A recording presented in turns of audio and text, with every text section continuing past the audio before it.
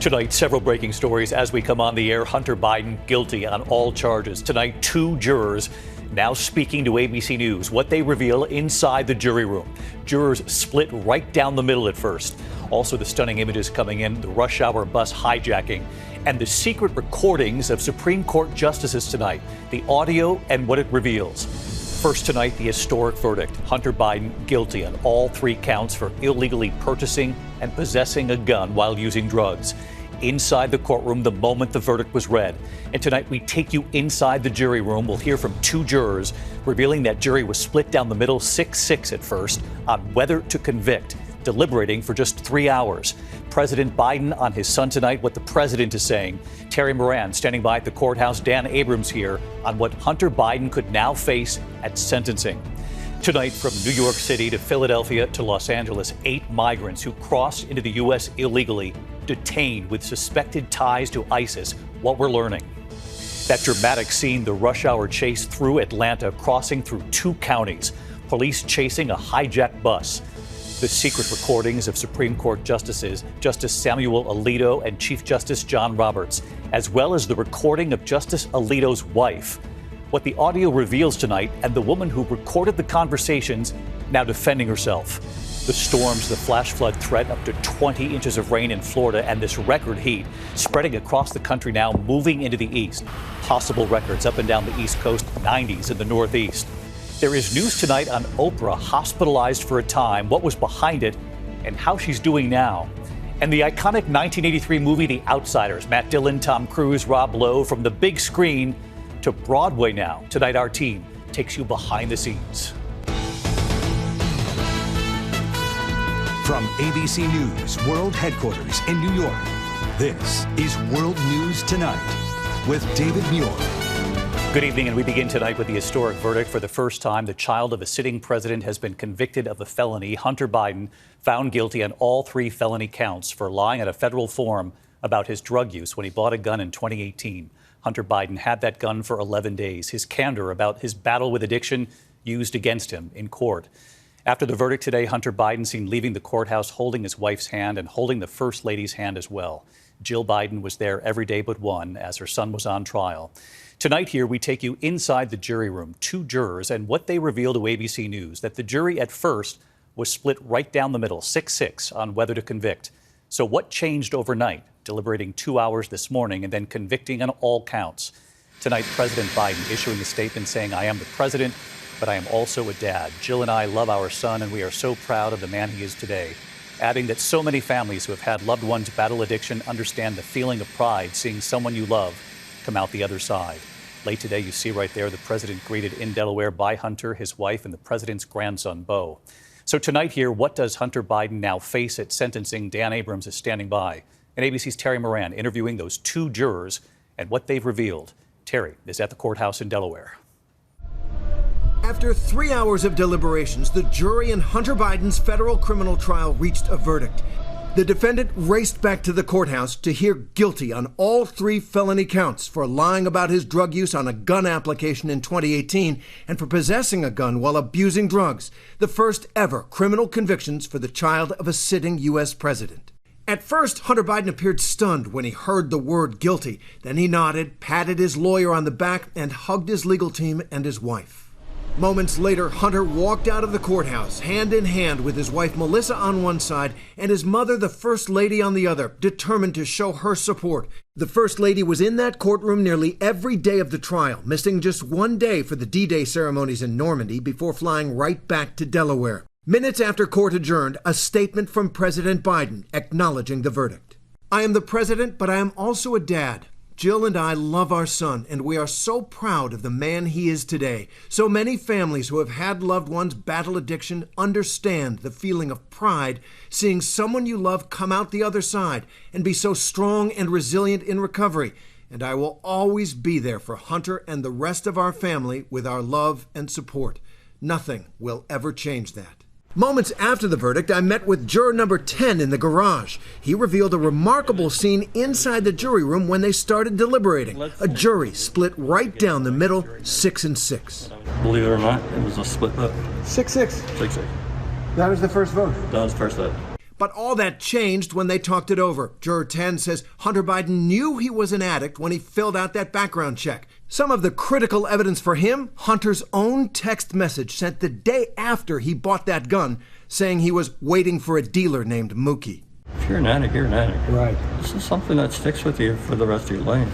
So you didn't buy the notion that for those few days around the purchase of the gun, he wasn't abusing drugs? No, not at all. Juror number 8, Elijah Lewis Guy, agrees. For you as juror, what was the most important evidence for you? The important evidence was the form, what he put down in the form at that moment, and knowing his history, that he was a user addict. And as for the historic nature of this trial, You do know that you convicted the president's son. How do you feel about that? I don't care. I shouldn't say that. It's unfortunate that he's convicted, but him being the son is not what I'm thinking. I'm thinking that he did a bad thing, and actions have consequences. today the special counsel who led the investigation into Hunter Biden, the U.S. attorney appointed by former President Trump and kept on the case by the Biden administration, said even Hunter Biden isn't above the law. This case was about the illegal choices defendant made while in the throes of addiction, his choice to lie on a government form when he bought a gun, and the choice to then possess that gun. President Biden also said today he will accept the outcome of this case and will continue to respect the judicial process as Hunter considers an appeal, echoing what he told David last week in Normandy. As we sit here in Normandy, your son Hunter is on trial, and I know that you cannot speak about an ongoing federal prosecution. But let me ask you, will you accept the jury's outcome, their verdict, no matter what it is? Yes. And have you ruled out a pardon for your son? Yes. Tonight, the president arriving back in Delaware, greeted by Hunter and his wife and their son, Beau. For Hunter Biden, it was a long day of reckoning. He faces a maximum of 25 years in prison, though experts say he's unlikely to receive anything like that. And it was also, for a man who says he has finally made it out from the darkness of his addictions, a day of gratitude. I am more grateful today for the love and support I experienced this last week from Melissa, my family, my friends, and my community than I am disappointed by the outcome. Recovery is possible by the grace of God, and I am blessed to experience that gift one day at a time. So let's bring in Terry Moran at the courthouse again tonight. Terry, I wanted to go back to your interviews with those jurors. It was really quite revealing today. When they started deliberations, they indicated to you that the jury was split right down the middle on whether to convict. Then returning this morning, deliberating for 2 hours or so, and coming to a unanimous decision to convict on all charges. So what changed? Well, David, on that first 6-6 vote, we're told that some of the jurors just wanted to make sure they took a good, hard look at the evidence and the law. And the final issue, it turned out, was the one the defense raised. Did Hunter Biden knowingly lie on that federal form when he bought that gun? The jurors took a look at that and the evidence, and they decided he did. David? Terry Moran interviewing those two jurors tonight. Terry, thank you. Let's get right to our chief legal analyst, Dan Abrams. And of course, Dan, everyone wants to know what Hunter Biden potentially faces here. And then what's the most likely scenario? Facing up to 25 years, but more likely would be no time at all. And it's going to be interesting to see whether the special counsel even asks for any prison time. When you listen to his press conference today and you read between the lines, it sounded like he may not even ask for prison time. That'll be a critical question, is what does he decide to request from the judge? You said something earlier while we were on the air for the verdict that was intriguing. You said you look back at cases, very rare that there would be felony charges when the gun itself isn't used in connection with another crime. Right. I haven't been able to find another federal case where there was only one gun, the gun wasn't used in connection with another crime, there were no other crimes committed, and the person had no criminal record. But that doesn't mean, as a technical matter, that he's not guilty.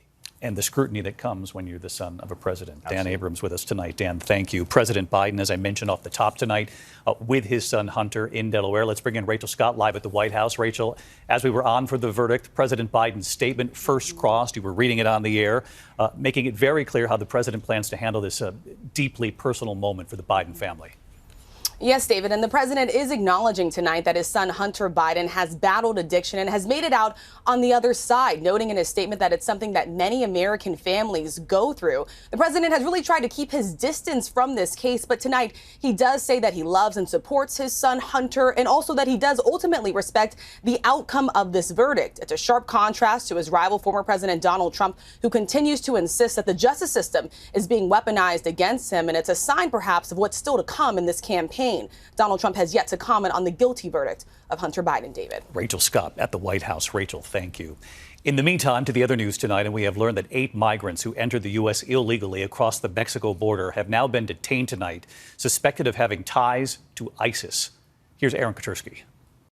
Tonight, 8 migrants from Central Asia who entered the United States illegally through the southern border are in federal custody over suspected ties to the terror group ISIS. The individuals from the former Soviet Republic of Tajikistan came to the U.S. since the end of last year. They were vetted at the time.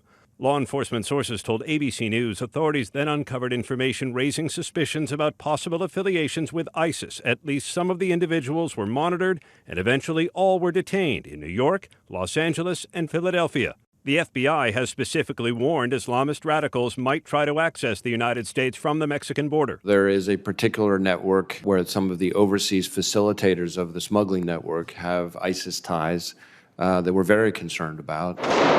Earlier this year, Russia arrested migrants from Tajikistan in connection with an attack on a concert hall outside Moscow that killed scores of people. While there's not enough information to charge these 8 Tajik migrants, David, we're told they're now likely to be deported. David? Aaron Katersky with us tonight. Aaron, thank you. We turn next here this evening to the secret recordings of Supreme Court justices, Justice Samuel Alito and Chief Justice John Roberts, as well as the recording of Justice Alito's wife and the woman who recorded them now defending herself tonight. Here's Pierre Thomas. Tonight, the new secret undercover audio revealing comments from 2 Supreme Court justices. Liberal filmmaker Lauren Windsor allegedly taping conversations with Justice Samuel Alito and Chief Justice John Roberts while posing as a Christian conservative at a gala earlier this month in an apparent effort to engage them in a culture wars debate. ABC News has not authenticated the audio, and it appears the clips posted by Windsor on social media have been edited.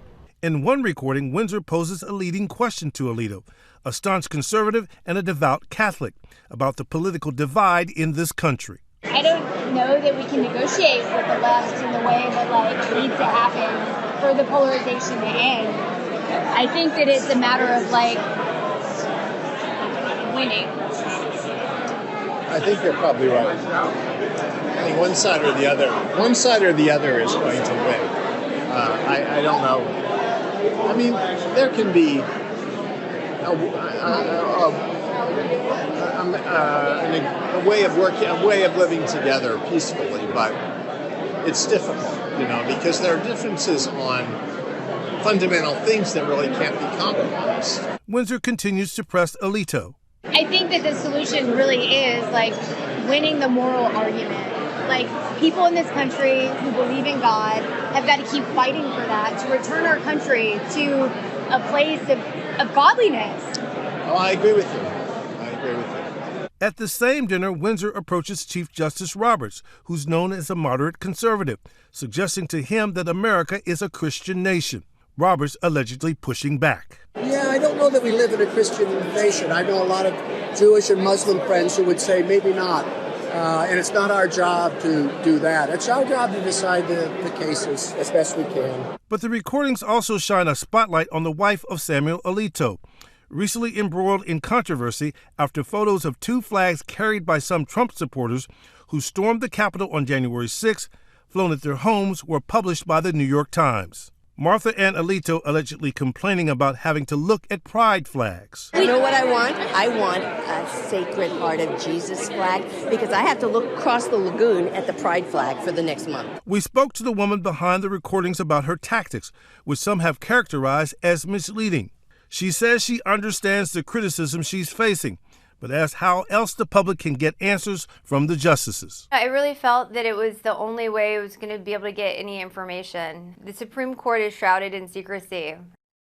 We reached out to the justices for comment, and they've yet to respond. And David, as you know, so many major Supreme Court rulings expected in the coming days, including some involving gun control, abortion, and whether former President Trump has immunity from prosecution.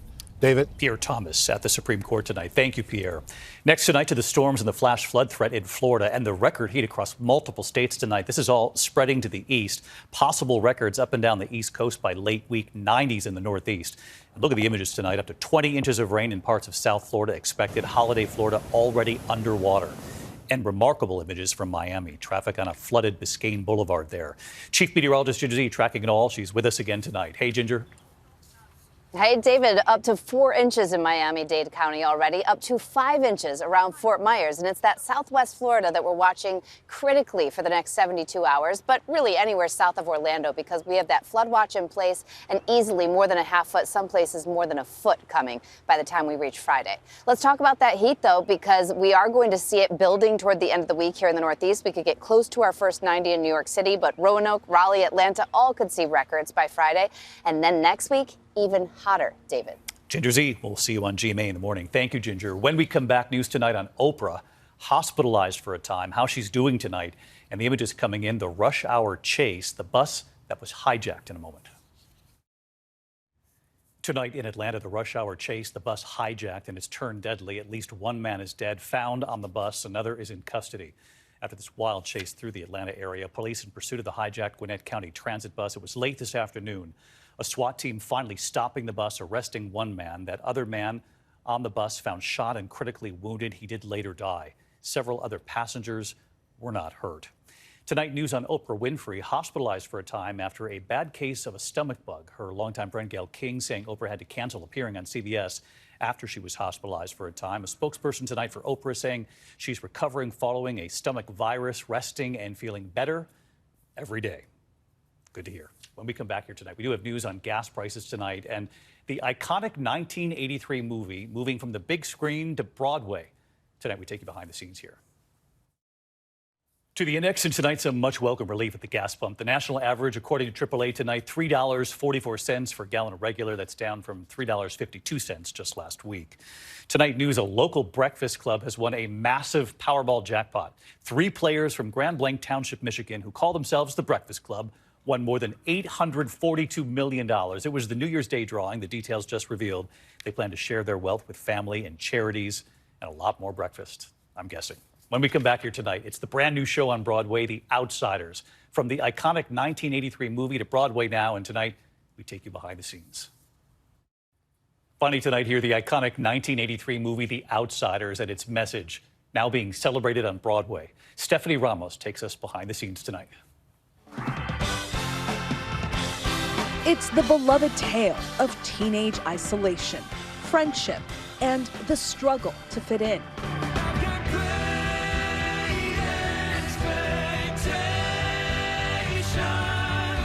The Outsiders, the classic young adult novel adapted into a thrilling new Broadway musical. The show's producer, none other than Angelina Jolie.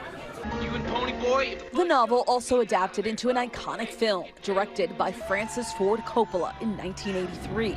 Tom Cruise, Rob Lowe, Matt Dillon. I stepped out into the bright sunlight from the... Brody Grant plays Pony Boy Curtis.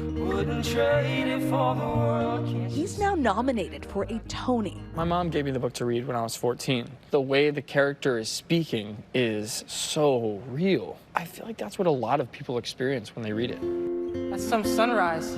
The heart of the musical is Pony Boy's relationship with best friend Johnny Cade, played by Sky Lakota-Lynch. Also nominated for a Tony. You've talked about growing up mixed race and feeling that sense of never truly belonging to one culture or one group. Right. How have you been able to relate to your character, Johnny Cade? Well, my dad is Native American and my mom is Ethiopian. When I looked at Johnny, I was like, what makes him Johnny? It's that he doesn't really have anybody besides Pony. And I was like, oh my God, that's like me.